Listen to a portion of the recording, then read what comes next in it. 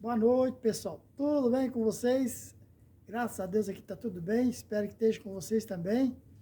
Pessoal, hoje eu tô fazendo uma fogueirinha aqui na chácara. Diz que o dia certo é dia 28, né? Mas eu tô acendendo dia 29. Dia 29 de junho de 2024. Aí eu vou mostrar pra vocês aí, tá? Aí, pessoal, a fogueira que eu fiz aqui na chácara. Já acendi. Daqui a pouco vou amassar o milho aqui, vou assar o milho. Deixar queimar. A lenha tá bem sequinha, vai fazer umas brasas boas. Aí, ó. Lavareda, ó. Pegou aqui. Já que tá queimado. Vou fazer umas brasas ali, vamos amassar o milho. Aí, ó. O fogo tá chique. E tá frio hoje, hein? Nossa, bem frio.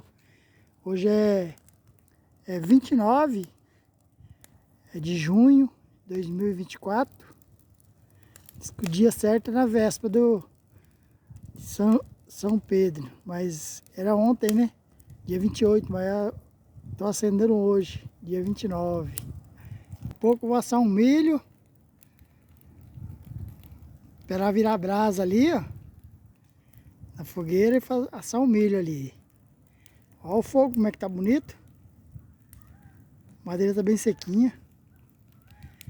Olha como é que tá.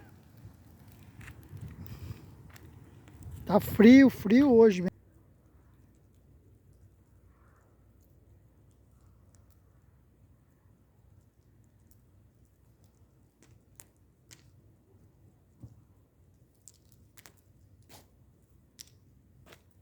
Ó, pessoal, assei um milho ali, ó. Como é que ficou? Quase queimou, tá bem quente. Mas ó como é que ficou. Pelo menos eu comi o milho assado. Aí, ó. Como é que ficou?